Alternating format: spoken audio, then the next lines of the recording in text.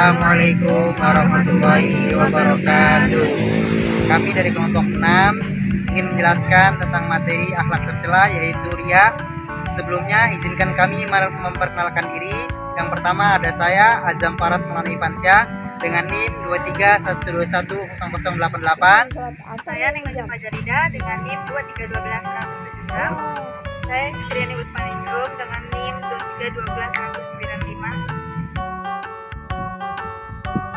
Baiklah teman-teman, pada hari ini kita akan membahas tentang perilaku akhlak tercela, yaitu riya. Teman-teman, apakah ada yang tahu riya itu apa? Ya, baik. Jadi riya adalah suatu ibadah atau kebaikan yang dilakukan bukan karena Allah, tapi karena ingin dipuji oleh orang lain, atau biasa yang kita sebut adalah pamer. Nah, contohnya itu seperti ketika kita melakukan ibadah sholat atau mengaji, di depan banyak orang dengan maksud untuk dipuji dengan orang lain, dicapai oleh orang lain, itu disebut dengan riya.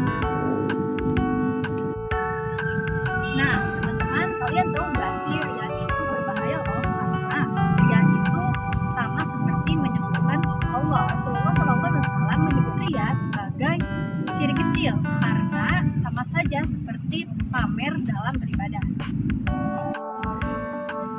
Allah berfirman dalam Quran surat Al-Maun ayat 4-6, A'udzubillahi minasyaitonirrajim. Bismillahirrahmanirrahim. Fawaidul lil musallin allazina hum an sholatihim sahun allazina hum yuraun. Allah memperingatkan kepada orang-orang yang sholat yang memiliki niat tidak ikhlas dan ingin dipuji, maka amal mereka tidaklah diterima. Baik, selanjutnya ada contoh dari perilaku riya. Yang pertama itu bersedekah di media sosial agar dipuji oleh orang lain, bukan semata karena Allah. Yang kedua itu ibadah ketika banyak orang agar ingin dipuji oleh orang lain bahwa kita serajin itu dalam beribadah. Yang ketiga itu dalam membaca Al-Quran, kita mengencangkan suara kita agar didengar oleh orang lain dan dicap baik oleh orang lain, bukan karena Allah. Ya, bagaimana sih kita menghindari perilaku riya tersebut? Nah, cara menghindarinya itu periksaannya ketika mau beribadah, apakah ini karena Allah atau karena ingin dipuji orang lain. Kedua, biasakan melakukan kebaikan secara diam-diam. Ketiga, perbanyak doa agar dijauhkan dari semuanya. Ingat ya teman-teman, ibadah kita hanya untuk Allah. Kalau kita niatnya salah, maka amal ibadah kita akan sia-sia.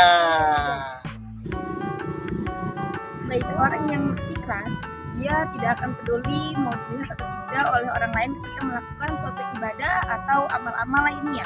Yang orang ikhlas peduli adalah Allah melihat segala perbuatan baik yang dia lakukan. Yuk latih diri kita dari sekarang, karena tujuan utama kita hanya untuk Allah dalam beribadah maupun berbuat kebaikan.